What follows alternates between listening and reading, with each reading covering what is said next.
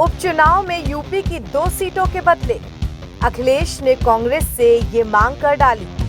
महाराष्ट्र में 12 और हरियाणा में 5 विधानसभा सीटों पर दावा। लोकसभा चुनाव 2024 संपन्न हो चुके हैं, नतीजे भी सबके सामने हैं। मगर वो क्या है ना, यूपी में चुनावों का सिलसिला कभी थमता नहीं। तो लोकसभा के बाद अब बारी है उपचुनाव की। जी हाँ, समाजवादी पार्टी और बीजेपी के जो विधायक सांसद बन चुके हैं, उनकी सीटें खाली हैं और उन पर बारी है उपचुनाव की। और चूंकि यूपी में सपा और कांग्रेस ने मिलकर इंडिया गठबंधन के तहत चुनाव लड़ा था, तो अब अखिलेश यादव इस दोस्ती का पूरा फायदा उठाना चाहते हैं और इसीलिए उन्होंने आने वाले महाराष्ट्र और हरियाणा विधानसभा चुनाव में हाथ आजमाने की ठानी है।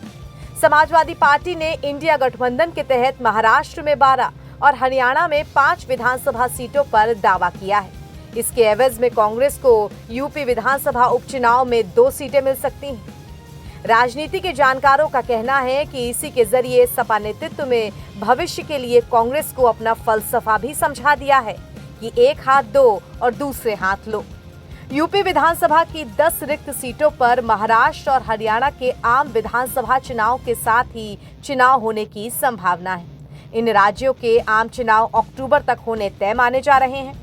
कांग्रेस पार्टी ने भी गठबंधन के तहत यूपी विधानसभा उपचुनाव में समाजवादी पार्टी से सीटें मांगी हैं। यूपी में एक सीट सीसामऊ की है, जो कि कानपुर जिले से आती है।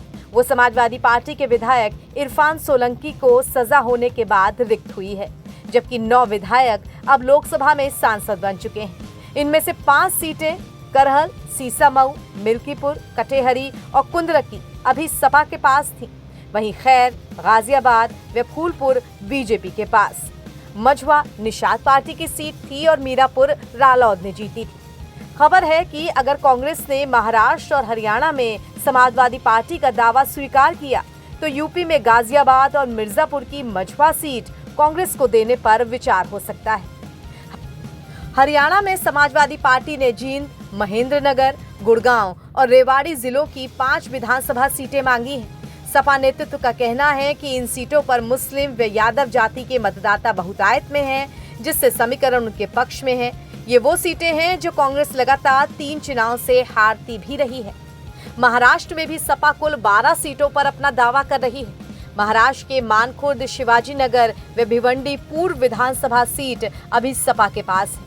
इन 2 सीटों के अलावा भिवंडी पश्चिम, मालेगांव सेंट्रल, वर्सोवा, औरंगाबाद पूर्व, धुले, अकोला वेस्ट, नागपुर सेंट्रल, करंजा, जलगांव जामोद, रावेर और अमरावती सीटों पर सपा अपना दावा ठोक रही है। अब देखना दिलचस्प होगा कि सपा कांग्रेस के बीच क्या सीटों का समीकरण बैठ पाता है और अगर बात बन जाती है तो जीत कितनी सीटों पर मिल पाएगी।